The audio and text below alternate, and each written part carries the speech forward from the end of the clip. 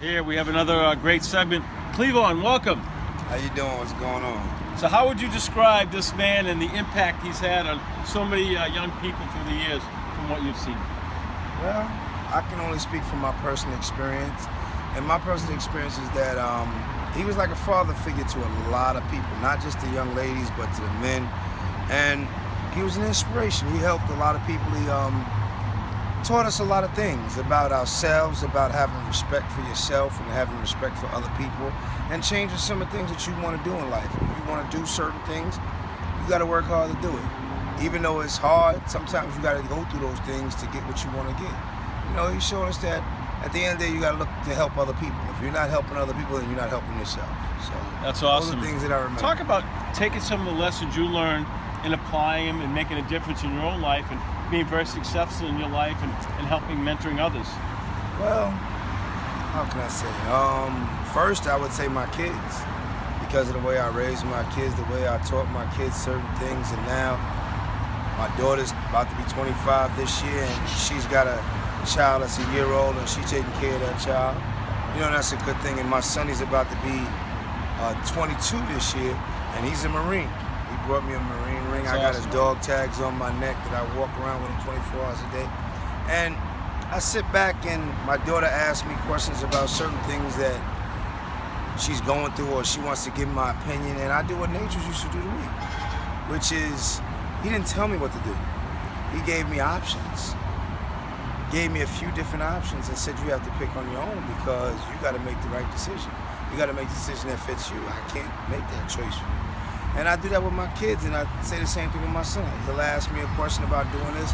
I'm like, either I tell him straight up I don't know, or I tell him, listen, you could do this or you could do that, but that's your choice. You know, so I would say that's the one thing. You know, I want to bring this up because I know in both your lives, friendship, being there for others is so vital in your life. Recently, you both have a mutual friend who's going through the worst tragedy I can't even imagine. Talk about being there for a very dear friend who's going through a horrible tragedy and being strong for your friend. Well, how can I say it? My friend, I spoke to him, and if you don't know, it was in Queens Village. It was 5 kids that passed away in a house fire, and 2 people escaped. One was in the basement and one was upstairs where the kids was at, and that was one of my good friends that I've known since we was about 4 or 5 years old. And he lost his youngest son, which was, I believe, 9 or 10 years old, and he lost his grandson, which was 2 years old. And he told me the story, you know, and the story that he told me was, first thing, let me just say one thing. If you don't know what it is to be in a fire, Thank you. then you can't speak about what goes on in a fire.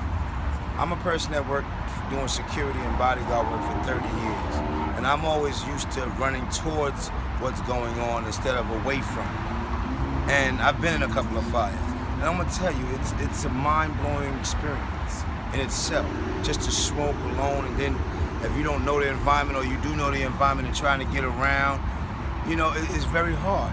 And for him to tell me that he was there, smoke heavy, thick, and he's reaching, trying to see if he can get to the kids, and he hears them calling him, Daddy, Daddy, Daddy, and then it just stops. To hear that, and he went through that, and then he doesn't even remember going out the second floor window. So to hear that, and he tells me that story, it's mind-blowing, because I don't know how I would act if I lost one of my children and my grandchild, and I have a grandchild. That's a year old, so it's about 2 years that his grandchild is 2 years old.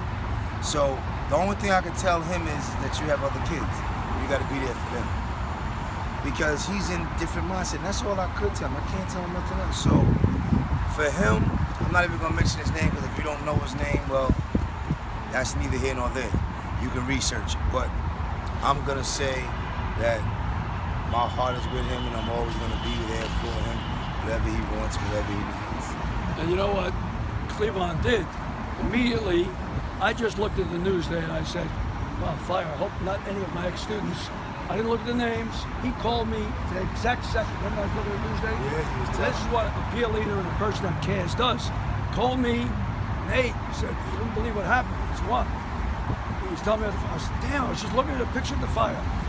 Mo Cheeks, that was his nickname back in the days. Later on, Black Jesus, we won't give his government. And this is what he did. He alerted me, and I jumped on it. I've spoken to him about 5 times, texted him back and forth, even on the way to the party, 2, 3 in the morning, because he talked about maybe I should pack it in, and I said, you can't do that. You got to carry their spirit. You got to carry their soul with you. You're a survivor for a reason. And as much as you're hurting and you don't know how to make sense of this, you got to carry it on. You got other children. We need you. But I attribute you for tipping me off, and that's what it's all about, the mentor. He is the head of the alumni in the school that I served, and he still serves as a alumni president, and I serve as private counseling and as a mentor to a lot of former students. You did a great job, and I thank you for that. I learned from you. Because in life, sometimes crisis will hit, and it's a test of a man to be there for their friends during crisis, and that's what both you guys have done, to be there and be strong for your friend during a terrible situation of crisis. Yes. The best thing you could do is just be there for your friends.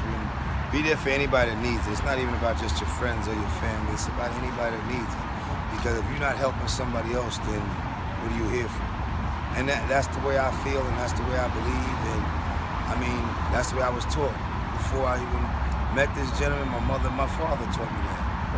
And then besides them teaching it, he reinforced that, and a few other gentlemen that I know in my life that reinforced those things, that as a man, you got to stand up for people that can't stand up for themselves or that need help to stand up for themselves. And if you're not doing that, then what are you here for? That brings me up to another thing, because Cleavon's been a community activist, runs a memorial every year for a student's brother that was a famous rapper, Freaky Tah. And there was, he's also been a victim of racism. One of the things, I hope, meeting me and all that, people are people, they're good, they're bad. And we tossed it around early and all that because he had some bad experiences with police, other people who are racist. So one of the things, working in the south side of Jamaica, try to instill that you can't judge a book by its cover. It's bad, it's good, no matter what. He picked it up, still is an activist, but he judges people, I believe, by the content of their character. That's what I was taught, that's how I was raised to do, so that's what I do. I was taught by multiple people. This gentleman right here, for instance, I was also taught that by Mr. Joel Asher. Right. He was girls basketball coach at August Martin. And he was there from, I think, the late 70s to the 2000s. They were the winningest team in New York City for 10 years to 12 years or more straight. They won the city and state, or one or the other.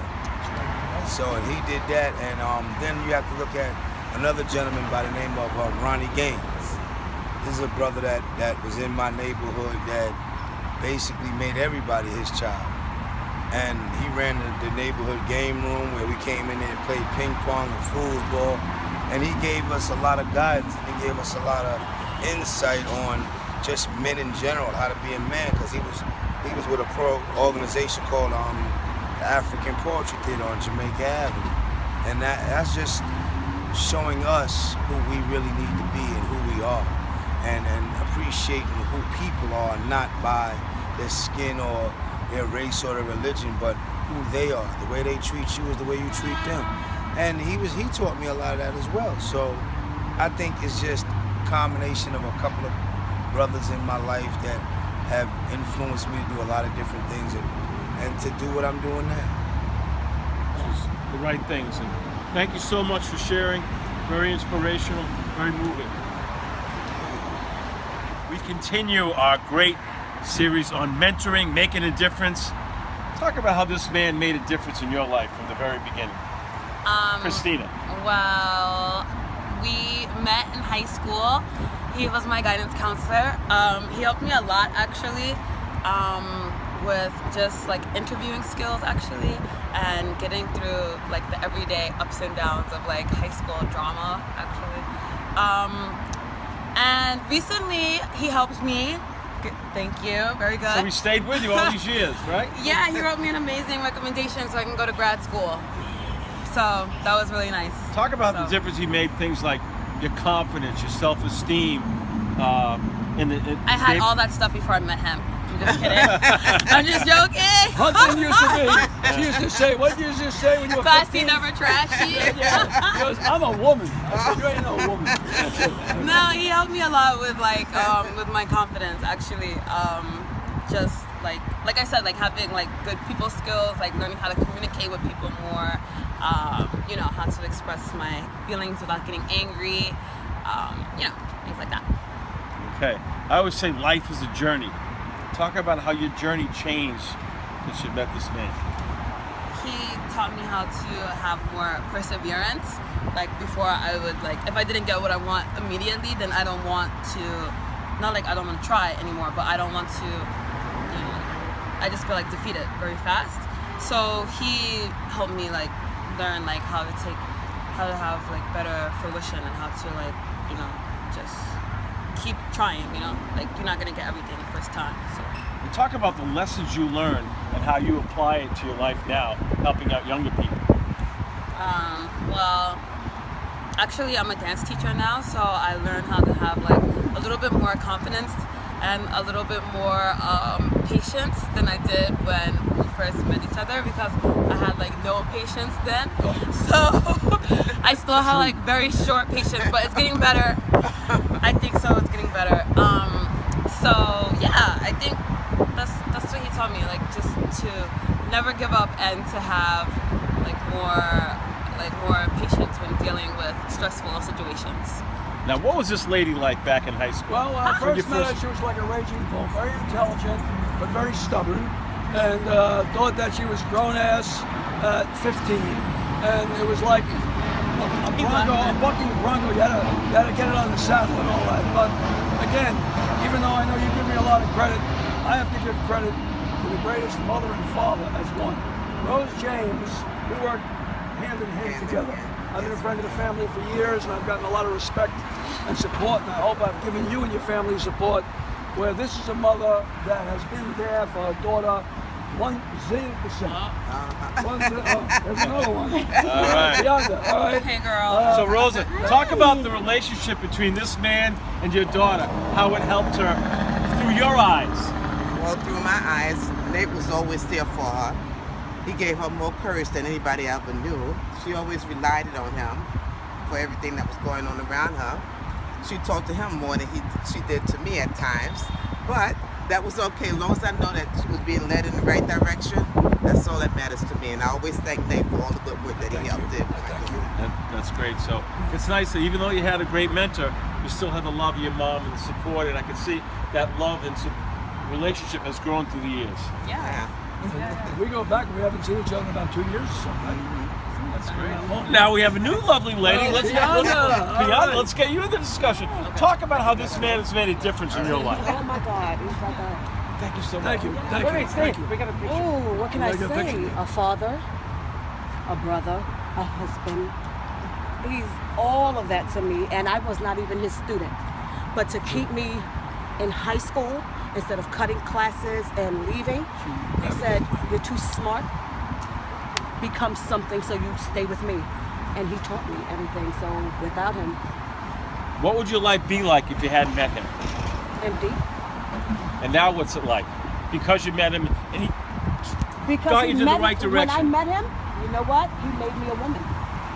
I became a woman based on the male perspective. So just like my friend's mom said, I would talk to him when I couldn't talk to my mother. And so, yeah. So any issue that I had, that's who I went to. That's awesome. Well, we do it a little uniquely. We make Christmas and Easter rounds. We've been to your house many times, her house many times. Her mother is an old rhythm and blues singer. So my buddy, my partner over there at the desk, myself, we always used to give back. We used to in Bed-Stuy, now the south side of Jamaica. It's an annual thing where we still go back and That's go awesome. to families. Yes, That's so great. we love him. All right. We love him.